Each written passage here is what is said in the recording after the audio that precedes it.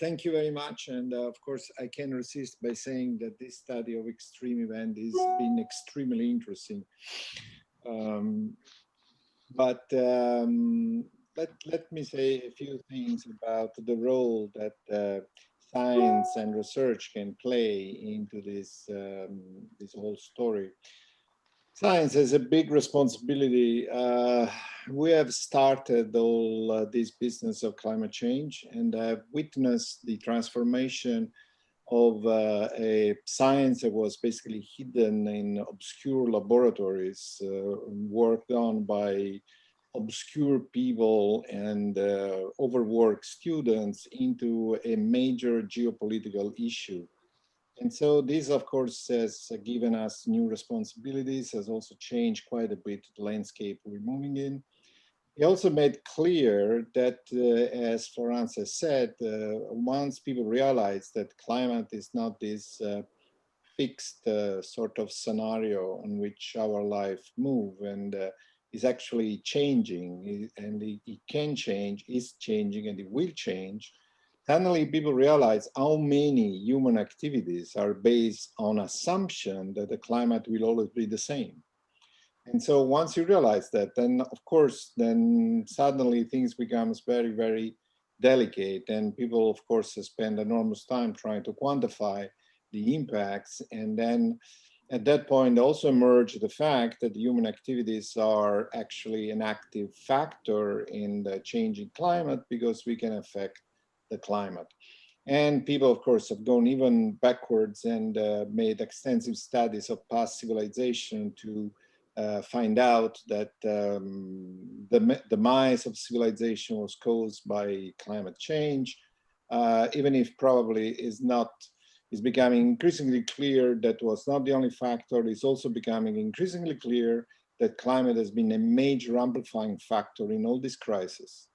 So the question is, climate is with us, it will stay with us, and so it's something we have to deal with.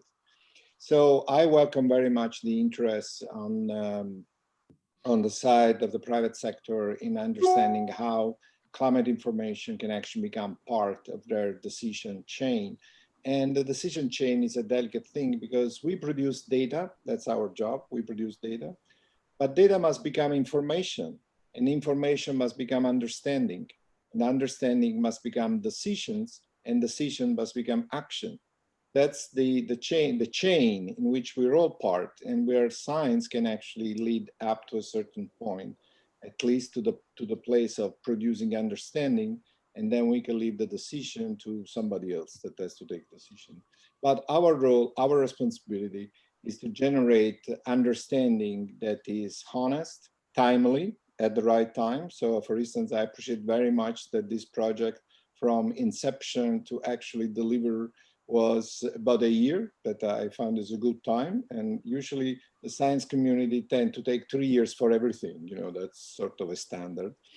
So I appreciate this very much. That I think is an indication of a understanding of the needs of the private sector to act on their needs that are here and now, in a way they're clear and present needs, and they cannot be projected too much. Is also, I think, a stimulus for us to work fast and produce things in a way that are better, cheaper, and faster of what is available. So I think from this interaction, both sides can learn quite a bit. And Florence has already described what is the scenario in terms of the transition to this new tool that the Commission is preparing, Destination Earth, or Destiny.